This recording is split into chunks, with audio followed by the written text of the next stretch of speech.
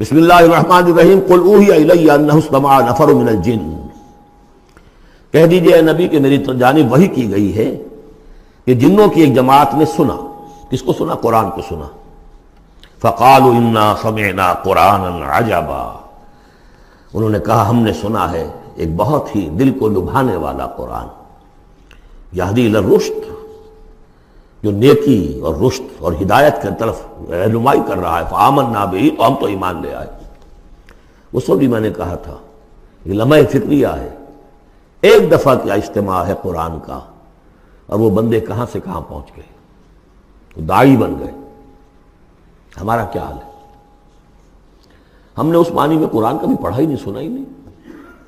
سنتے ہیں تو خیبر میل کی سپیڈ سے جو پڑھ رہا ہوتا قاری، 5 دن میں پورا قرآن، 6 دن میں پورا قرآن، اور اشتہار دیے جا رہے ہیں۔ یہ ہے ہمارا ریچول۔ یہاں تو 20 منٹ میں ہو جاتی ہے، یہاں 30 منٹ، یہاں چلو وہاں اور سے بھی کم میں ہو جاتی ہے، وہاں چلو۔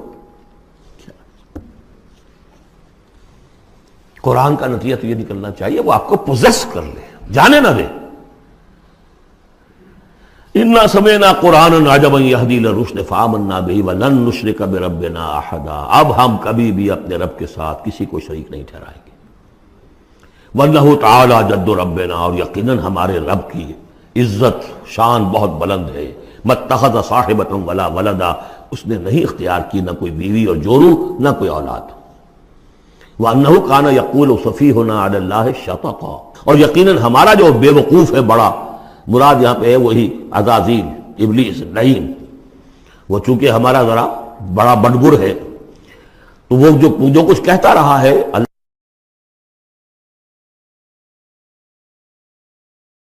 وَأَنَّا ظَنَنَّا أَن لَّن تَقُولَ الْإِنسُ وَالْجِنُّ عَلَى اللَّهِ كَذِبًا، ہم تو اس گمان میں رہے، خوش گمانی میں، کہ جن اور انسان اللہ تعالیٰ کے اوپر جھوٹ نہیں باندھیں گے، لیکن وہ بدماش تو جھوٹ باندھتا رہا۔ ہم نے اپنی شرافت میں اس کی بات کو مان لیا۔ وَأَنَّهُ كَانَ رِجَالٌ مِّنَ الْإِنسِ يَعُوذُونَ بِرِجَالٍ مِّنَ الْجِنِّ فَزَادُوهُمْ رَهَقًا، اور یہ کہ جو انسانوں میں سے مرد ہیں وہ جنات کے مردوں میں کی حفاظت پکڑتے ہیں۔ یہ ہوتا تھا ان کا طریقہ، وہ سمجھتے تھے کہ بیابان میں جو ہے جنات رہتے ہیں اور وہ ان کے جو ہیں سردار بھی ہیں، تو اب راستے نے پڑاؤ ڈالا ہے جنگل میں، تو وہ سب سے پہلے کہتے تھے کہ ہم اس جنگل کے، اس بیابان کے جنات کی ہم پناہ میں آتے ہیں۔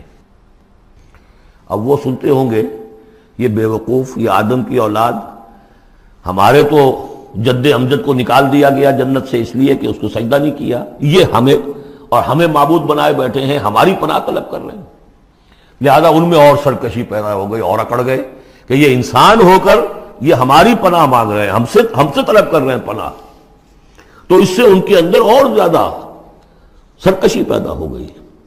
وَأَنَّهُ كَانَ رِجَالٌ مِّنَ الْإِنسِ يَعُوذُونَ بِرِجَالٍ مِّنَ الْجِنِّ فَزَادُوهُمْ رَهَقًا وَأَنَّهُمْ ظَنُّوا كَمَا ظَنَنتُمْ أَن لَّن يَبْعَثَ اللَّهُ أَحَدًا، اور دیکھو انہوں نے بھی ایسا ہی سمجھا جیسا کہ تم نے سمجھا ہوا ہے کہ اللہ کسی کو نہیں اٹھائے گا۔ اس کے 2 معنی ہیں، یعنی بعد سے بعد الموت کوئی نہیں ہے، مرنے کے بعد جی اٹھنا نہیں ہے، اور یہ بھی کہ شاید اب اللہ کسی اور کو رسول بنا کر نہ بھیجے، أن يبعث الله أحدا، اس لیے کہ 600 برس بیت چکے تھے، وہ تورات سے واقف تھے جو سورہ احقاف میں تذکرہ آیا ہے۔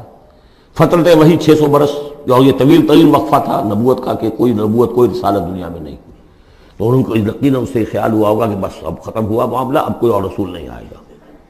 وَأَنَّا لَمَسْنَا السَّمَاءَ، اور ہم نے ذرا ٹٹولا آسمان کو، ہم نے چاہا کچھ خبریں لے کر آئیں ذرا غیب کی۔ فَوَجَدْنَاهَا مُلِئَتْ حَرَسًا شَدِيدًا وَشُعُبًا، تو ہم نے تو پایا اس کو کہ وہ بھرا ہوا ہے سخت چوکیداری سے، اور انگارے رکھے ہوئے ہماری وہ ہمیں کھدیڑنے کے لیے۔ یعنی یہ کہ ہمیں معلوم ہو گیا کہ کوئی واقعی وقت ایسا ہے، کیونکہ یہ سارا انتظام خاص طور پر جب کہ وہی یہ نبوت آتی تھی تو اہتمام کر لیا جاتا تھا۔ عام حالات میں کوئی بات نہیں، روح اتر رہے ہیں فرشتے، اور یہ جو ہیں یہ آگ سے بنے ہیں، وہ نوری ہیں، یہ ناری ہیں، کچھ نہ کچھ ان سے یارانہ گانٹھ کے کچھ نہ کچھ ان سے لے لیتے تھے، یا یہ کہ اچک لیا، من استرق سرقۃ، کسی نے کوئی چیز جو ہے کہیں سے لے لی۔ لیکن اب جو ہم نے دیکھا ہے آسمان کو، تو واقعی وہاں تو بڑے سخت پہرے لگے ہوئے، یعنی کوئی نہ کوئی وحی کا سلسلہ ہے اور نبوت آ رہی ہے، اور وہ نبوت ہمیں تو مل گئی، ہم جا کر سنائے کلام اور ہم ایمان لے آئے۔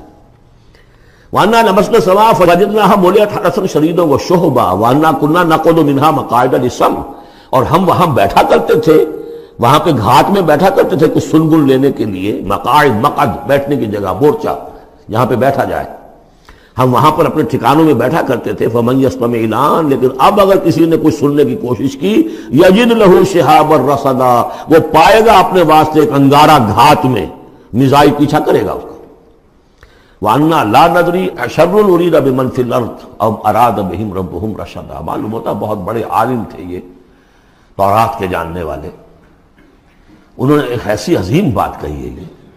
ہمیں یہ معلوم نہیں کہ آیا زمین میں بسنے والے ان انسانوں کی کوئی شامت آ گئی ہے یا اللہ نے ان کے لیے کسی بھلائی کا ارادہ کیا ہے۔ رسالت آئے گی تو دو ہی نتیجے ہیں، یا تو کوئی عذاب آنے والا ہے اب، اس لیے کہ وما كنا معذبین حتی نبعث رسولا، یا تو کوئی بہت بڑے پیمانے پر انسانوں کی شامت آنے والی ہے، جیسے قوم نوح، قوم ہود، قوم صالح کا حشر ہوا تھا، وہ ویسا ہی حشر ہونے والا ہے۔ اللہ لا نظری، ہم نہیں جانتے، اشر ارید بمن فی الارض، زمین والوں کے لیے کسی شر کا فیصلہ کیا گیا ہے، ام اراد بہم ربہم رشدا، یا ان کے لیے ان کے رب نے بھلائی کا، خیر کا ارادہ کیا ہے۔ ظاہر بات ہے نبوت اور رسالت محمدی خیر پر منتج ہوئی۔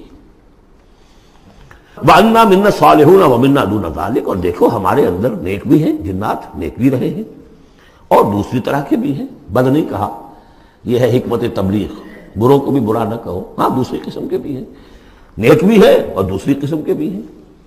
کُنَّا طَرَائِقَ قِدَدًا، ہم تھے مختلف راستوں پر جو کہ ایک دوسرے سے پھٹے ہوئے تھے۔ یہ قددا جو آیا تھا نا، قدت قمیصہ، پھٹ جانا قمیص کا۔ وَأَنَّا ظَنَنَّا أَن لَّن نُعْجِزَ اللَّهَ فِي الْأَرْضِ وَلَن نُعْجِزَهُ هَرَبًا، اور ہم نے یہ جان لیا کہ ہم اللہ کو عاجز نہیں کر سکتے، ہرا نہیں سکتے، نہ زمین میں بھاگ کر، اور ہم کہیں بھاگ کر اور زمین میں اللہ کو شکست نہیں دے سکتے، اس کی پکڑ سے نکل نہیں سکتے۔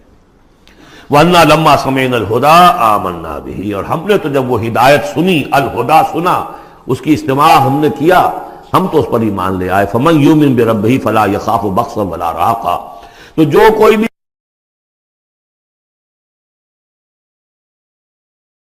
زبردستی ہوگی، کچھ زیادتی ہوگی، جیسے جیسے ان کے اعمال صالحہ ہیں پورے پورے اللہ تعالیٰ ان کا اجر ان کو دے دے گا۔ وَأَنَّا مِنَّا الْمُسْلِمُونَ وَمِنَّا الْقَاسِطُونَ، اور دیکھو ہمارے اندر وہ بھی ہیں جو فرما بردار ہیں اور وہ بھی ہیں جو بے انصافی کرتے ہیں۔ یہ قسط کے لفظ کے ساتھ سمجھ لیجئے، جب یہ ثلاثی مجرد میں آتا ہے تو قاسط اس میں فاعل بنا، وہ ناانصاف کے معنی میں ہے، یہ باب افعال کے خواص میں سے ہے، سلب ماخذ اس کو کہتے ہیں۔ جب باب افعال میں آئے گا تو اس کے معنی ہے عدل و انصاف، اور جب ثلاثی مجرد میں آئے گا تو نا انصافی۔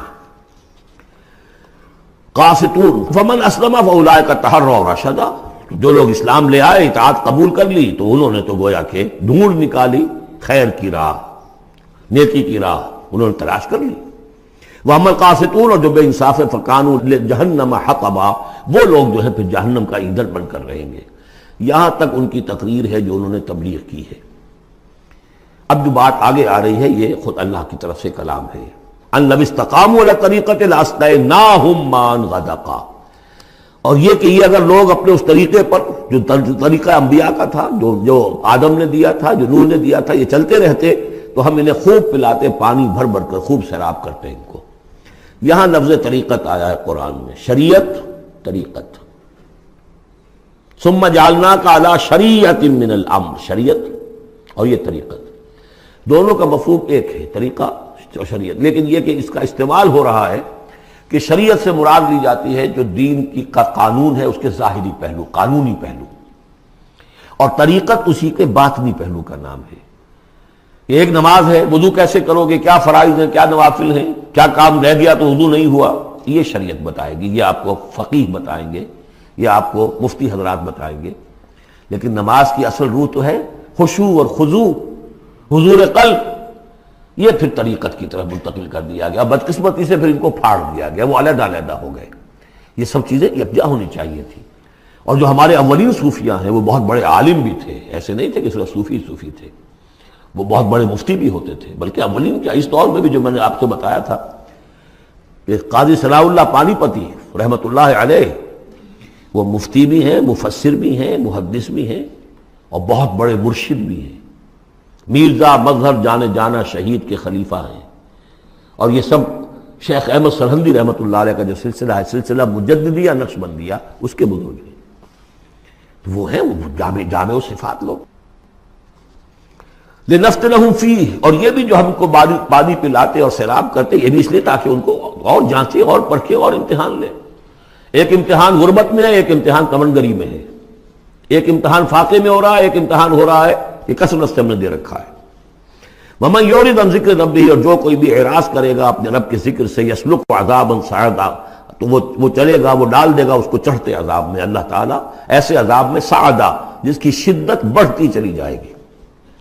وَأَنَّ الْمَسَاجِدَ لِلَّهِ فَلَا تَدْعُوا مَعَ اللَّهِ أَحَدًا، اور دیکھو مسجدیں اللہ کے لیے ہیں. مسجد سے مراد مسجد سجدے کی جگہ بھی ہے، اور مسجد سے مراد سجدے کے یہ اعضاء بھی ہیں. یہ پیشانی اور یہ ناک اور یہ ہاتھ اور یہ پاؤں، ایڑیاں اور وہ پنجے، یہ سارے جو ہیں یہ سجدے کے جو جسم کے حصے ہیں. یہ مسجدیں بھی اور سجدے کی جگہ بھی للہ ہے، سب اللہ کی ملکیت ہے. فلا تدعوا مع اللہ احد، اللہ